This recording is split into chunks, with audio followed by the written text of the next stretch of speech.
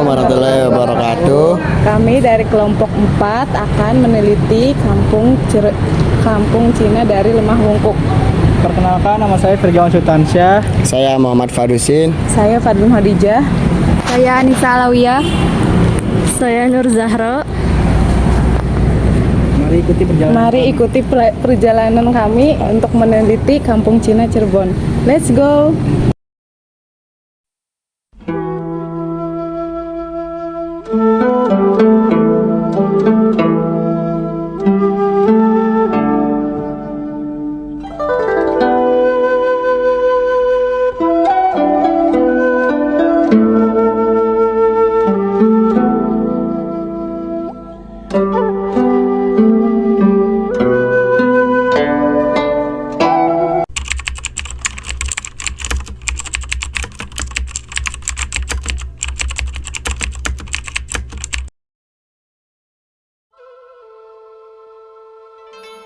Kalau ini silsilah dari Majapahit sampai Kelenteng Salang. Tapi kalau di Islam mungkin beda ya, kayak sini ada Sunan nih yang nama Tionghoa di sini ada.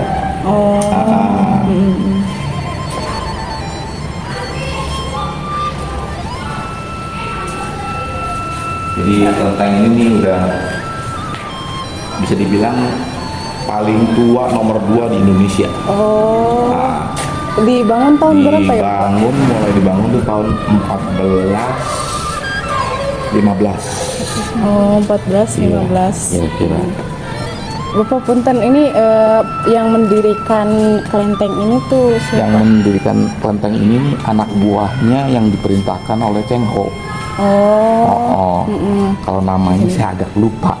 Cuman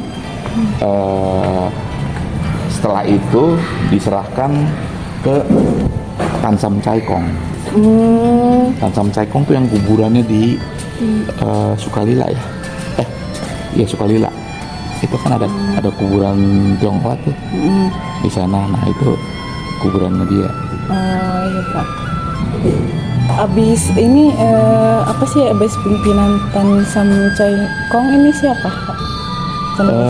Banyak. Banyak. Ya kan itu kan silih berganti ya. Jadi dulu ini bukan kelenteng dulu. Gitu. Ini nih dulu tuh semacam tempat pertemuan. Talang itu asal katanya dari toa lang. Lang itu orang, toa itu besar. Jadi tempat berkumpul orang besar dulu. Jadi dulu semacam jadi kantor apase lah ya. Kalau kedutaannya kan di Semarang, yang Sampokong. Nah sini apasenya gitu. Asal mulanya di situ. Nah kemudian ya dulu kan waktu zaman Belanda segala nih jadi tempat gudang senjata segala macam kan untuk supaya ke tentara kita. Terus gudang sembako juga, kantor juga di sini gitu. Dulu itu. Nah, menjadi kelenteng itu semenjak kira-kira mungkin bukunya ada, nanti saya kasih ya. Saya nggak terlalu apal tapi belum 100 tahun. Kalau ini kan dari dibangunnya kan 14 berapa gitu ya. Itu waktu itu menjadi kelenteng tuh pokoknya dimulai setelah zaman kemerdekaan lah.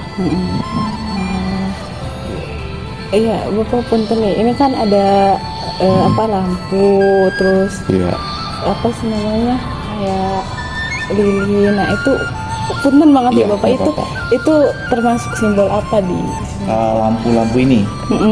Jadi kalau setiap tahun itu kita menawarkan kepada umat sebetulnya sih sebagai sarana untuk mereka berkontribusi lah ke kelenteng juga. Jadi harapannya setiap yang memasang lampu di sini sepanjang tahun rezekinya lancar. Gitu ya. Kalau yang lampu ya atau lilin ya, kadang-kadang pasang lilin juga gitu. Gitu. Iya. Berarti ada simbol tertentu ya Pak di sini ya Pak? Sebenarnya enggak, itu cuma istilahnya apa namanya, kebiasaan sih, tradisi ya. Jadi kalau misalkan setiap sebelum Imlek atau ada acara-acara besar gitu, kita semacam memberi proposal kepada umat untuk menyumbang gitu, karena kan untuk operasional kelenteng ini kan butuh dana juga ya, sedikit gitu. Sedangkan dari pemerintah kan nggak seberapa ya. Walaupun ini udah cagar budaya sebetulnya. Iya. Iya. Gitu. Ini biasanya ada kepengurusan tertentu apa nggak sih Pak untuk mengurus kelenteng ini? Kita ada yayasan, sebetulnya ada yayasan juga. Yayasan, dari yayasan terus ada Makin namanya. Makin itu Majelis Tinggi Agama Konghucu Indonesia. Majelis Agama Konghucu Indonesia. Makin Cirebon namanya. Nah, Makin Cirebon tuh berafiliasi dengan Matakin. Matakin itu Majelis Tinggi Agama Konghucu Indonesia di Jakarta. Jadi merupakan bagian dari Matakin. Gitu. Nah, kebetulan merangkap sebagai pengurus kelenteng juga. Gitu. Ya. Jadi kalau kelenteng ini khusus tempat ibadah umat Konghucu, bukan umat Buddha ataupun Tao, beda. Kalau yang di sana kan Buddha ya. Yang di depan BAT ya. BAT. Tapi sebetulnya kalau boleh dibilang sejarahnya zaman dulu itu semua ya Konghucu sebetulnya. Tapi dulu karena ada pembatasan karena PT10 supaya kelentengnya itu enggak ditutup ataupun diambil alih oleh pemerintah, akhirnya berlindung di agama Buddha. Karena agama Buddha kan bukan dari Tionghoa, bukan dari Cina. Nah, akhirnya kita narik dari Buddha untuk menempati kelenteng itu. Tapi dengan berjalannya waktu, ujungnya mereka ambil alih. Jadi yang kalau Buddha kan sebenarnya tempat ibadahnya kan wihara, wihara ya. Kalau kelenteng ya tempat ibadah Konghucu ataupun Tao ya. Kita nggak ada dewa dewi harusnya. Agama Buddha kan nggak ada dewa dewinya, adanya ya Buddha aja gitu.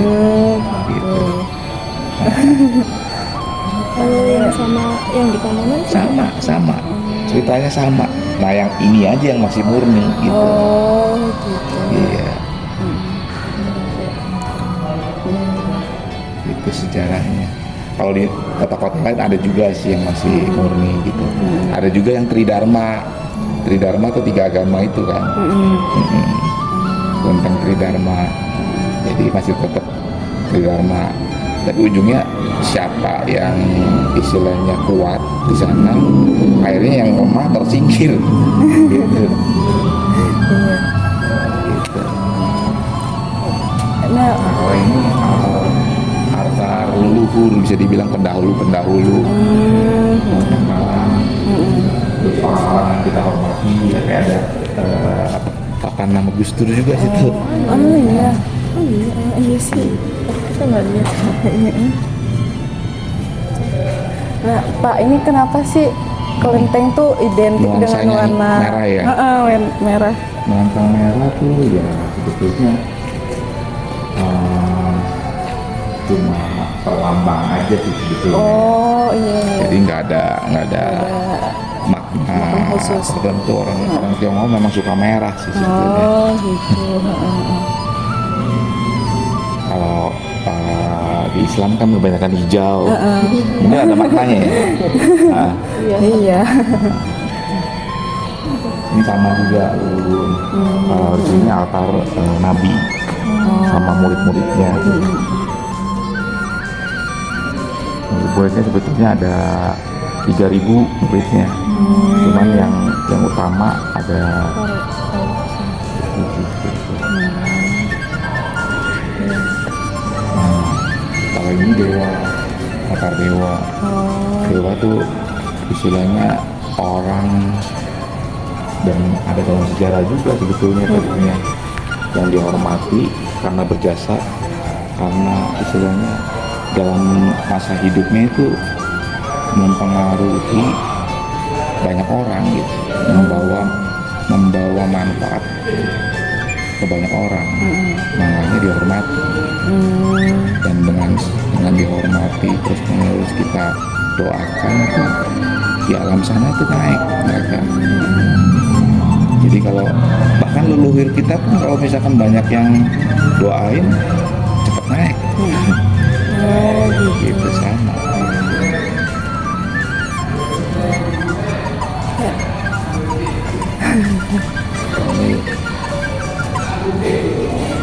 Ini sebelumnya perkenalan dulu nggak sih Pak? Kan dari tadi kan ini kita belum iya, kalau saya perkenalan nih. sebetulnya di Kelenteng ini sebagai seksi ini apa namanya, Karidana di luar atau dari umat gitu. Kalau ketuanya tadi Pak Teldi tadi. Oh, yang tadi ini. Iya. Kebetulan paman saya juga. Jadi masih keluarga. Iya, masih keluarga. Berarti kalau yang nama yang ada di sini yang Nama-nama yang nyumbang, iya. Gitu. Iya. Tiap tahun biasanya mereka ini lagi nyumbang lagi atau enggak gitu. Ini dinyalakan sepanjang tahun. Iya.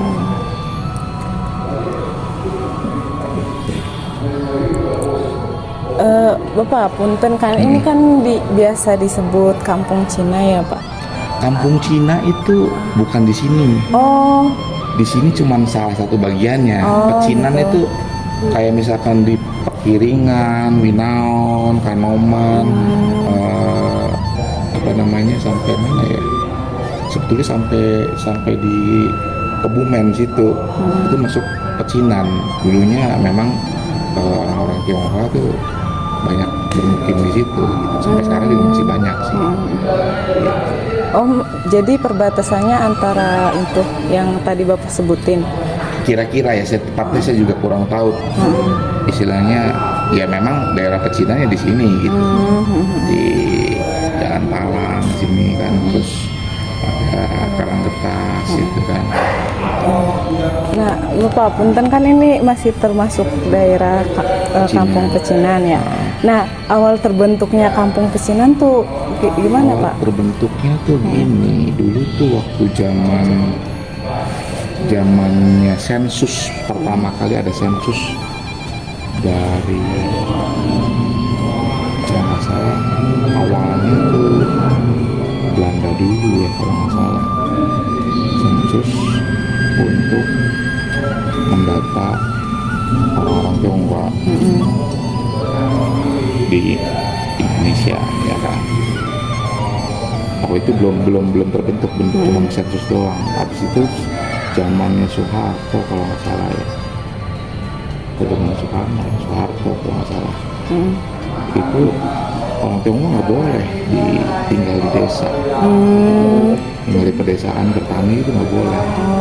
Makanya mereka mau nggak mau pindah semua ke kota, mungkin supaya lebih bisa dikontrol ya. Jadi penyebarannya segala macam, makanya mereka mau nggak mau harus ke kota. Di seluruh Indonesia itu pindah ke kota semua. Tadinya kan bertani, ada yang bertani di kota, di desa itu ada yang bertani, ada yang macam-macam lah. Sebenarnya jadi pegawai pemerintah juga ada. Tapi akhirnya suruh ke kota ya mau nggak mau berdagang. Nah, asal mulanya kenapa orang-orang Tionghoa banyak yang berdagang, banyak yang berdagang ya karena disuruhnya begitu. Gitu. Nah, bermukim ya otomatis di kota, di Cirebon. Ya bukan berarti Cirebon itu di pinggirannya yang bukan pecinan nggak ada orang Tionghoa, yang ada. Cuman memang kebetulan aja ada yang ngumpul di sini gitu kan. Makin masih saudara, jadi cari tempat yang dekat-dekat gitu kan. Gitu. Kayak rumah saya sih di pesisir rumah saya. Iya. Gitu. Jadi sejarahnya gitu dulu kenapa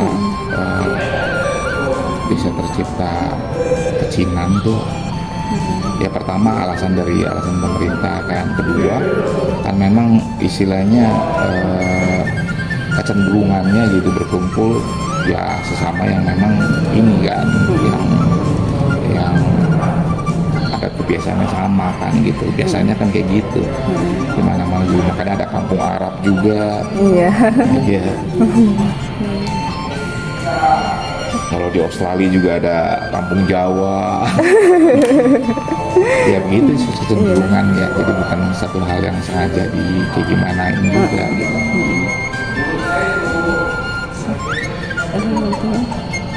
Ada pertanyaan lagi?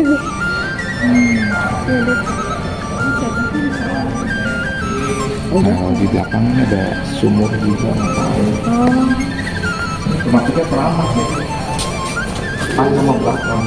Ini banyak yang istilahnya orang-orang minta air ke sini untuk istilahnya dapat berkah lah, dapat selamat. Kalau ini sumurnya namanya sumur Sendang Ayu Setan. Sendang Ayu Iya. Setan. Kalau yang di depan ada juga namanya laut lupa saya, di depan ada tulisannya. Kalau di sini naga, depan naga, di sini kera. Oh, Iya. ini ada yang apa sih? Nanti nunggu. Heeh. Iya. Ada. Gitu. Ini terbentuknya emang karena sudah terbentuk apa Dari dulu, dari bukan terbentuk sendiri, bukan, tapi memang dibuat dulu dari zaman pertama kali didirikan. Nah, ini kalau ini sendiri apa, Pak? Nah, kalau ini sih cuma tempat untuk bakar kertas doa sih. Oh, Iya. gitu. Biasa kita kan kalau sembahyang itu pakai kertas juga untuk supaya istilah simbol lah, supaya doanya terkirim.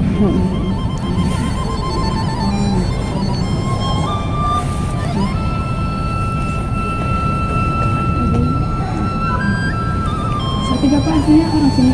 Orang sini saya, iya. Orang Cirebon.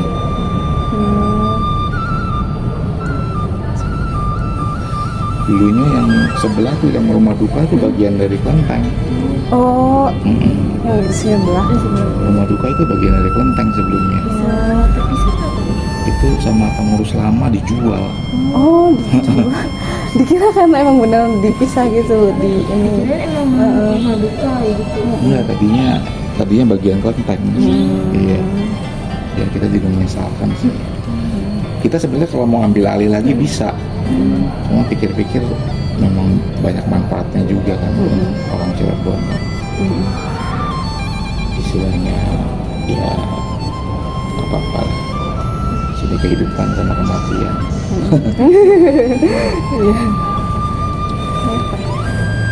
Ya, silakan.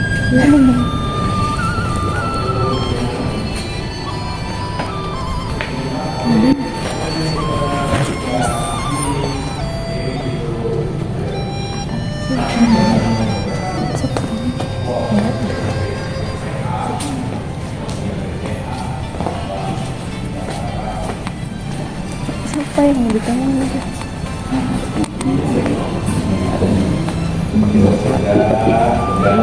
Dari sejarah dari Majapahit sampai Benteng Talang. Ini juga ada kan aja Haji dan Engkot di situ. Apa namanya? Benteng Talang. Untuk lebih jelasnya ada di sini. Ini saya kasih satu. Makasih Bapak. Oh iya, bisa ya?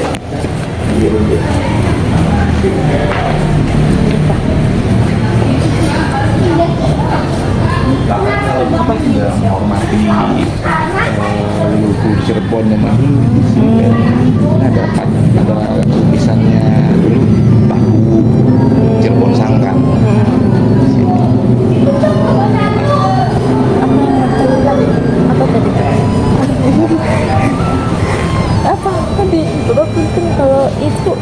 ini. Ini binatang suci dulu waktu Nabi Kongcu sebelum lahir itu ibunya melihat binatang ini. Waktu wafat juga, sebelum wafat raja dinasti Chou waktu itu membunuh binatang ini. Namanya kilin disebutnya. Kilin, jadi badannya udah berkepala naga. Kilin salah satu binatang suci zaman dulu. Kira-kira 2500 tahun sebelum Masehi. 500 tahun sebelum Masehi. Kalau ini sih patung-patungnya sih belum lama dibikin. Udah tak ya? Udah. Mau foto-foto silakan. Iya, mau dokumentasi sama Bapak. Oh, boleh, boleh. Boleh, Bapak. Boleh. Ya. 可以看到你的牌了哦。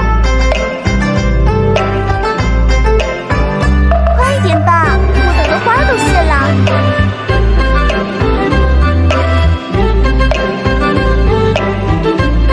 好歹让我吃一个嘛。